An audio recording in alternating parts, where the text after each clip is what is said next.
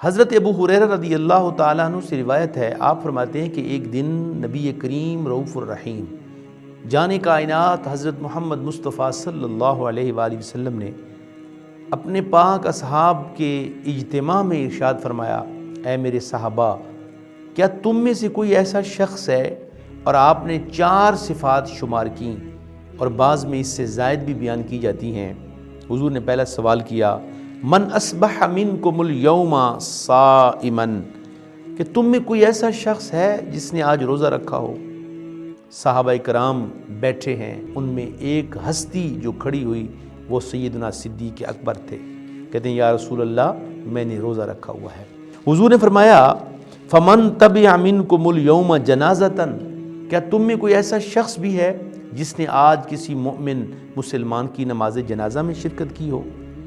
صحابہ کرام فرماتے ہیں، ہم دیکھ رہے تھے، اچانک سیدنا صدیق اکبر پھر کھڑے ہوتے ہیں، ہاں یا رسول اللہ صلی اللہ علیہ وسلم، میں نے ایک مسلمان کی نماز جنازہ میں بھی شرکت کی ہے۔ پھر حضور نے فرمایا، فمن اطعم منکم اليوم مسکینا، کیا تم میں سے کوئی ایسا شخص ہے جس نے آج کے دن کسی مسکین کو کھانا کھلایا ہو؟ صحابہ کرام فرماتے ہیں، ہم اسی کشمکش میں تھے، حیرت میں تھے کہ یہ کیا آج خوبصورت ہمیں موقع دیکھنے کو مل رہا ہے۔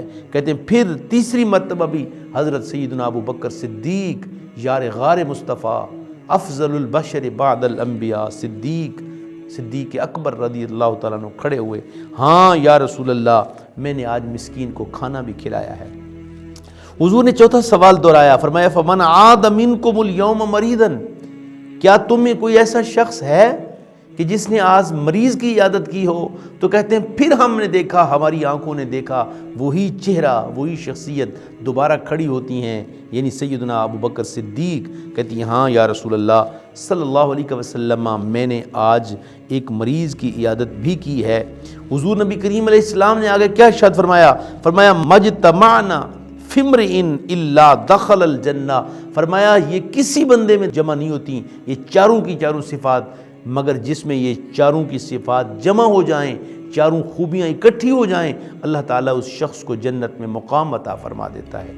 گرامی قدر، کیا کہنے سیدنا صدیق اکبر کو، جن کی صحابیت کا اعلان بھی قرآن میں ہو رہا ہے، جن کی صدیقیت کا اعلان قرآن کر رہا ہے، جن کی تقوی کا اعلان قرآن کر رہا ہے۔ یار غار مصطفیٰ، قرآن میں ایک صحابی ہیں جن کو صحابی کہا گیا 10ویں پارے کے اندر، اور وہ کون ہیں؟ وہ یار غار مصطفیٰ ہیں، یار مزار مصطفیٰ ہیں، سیدنا صدیق اکبر ہیں۔ آئیے، جمادی الثانی کا مہینہ حضرت سیدنا صدیق اکبر کے وصال کا مہینہ ہے۔ عاشقان رسول، عاشقان صحابہ پوری دنیا میں حضرت سیدنا امیر المؤمنین صدیق اکبر کو سیلوٹ کر رہے ہیں۔ ان کی خدمات رہتی دنیا تک، بلکہ کہ قیامت کے دن بھی روزے روشن کی طرح عیاں ہوں گی۔ ان کی وفا جیسی کسی کی وفا نہیں۔ اللہ تبارک و تعالی ان کے صدقے ہم سب پر اپنا فضل و کرم فرمائے۔ وآخر دعوانا ان الحمد للہ رب العالمین۔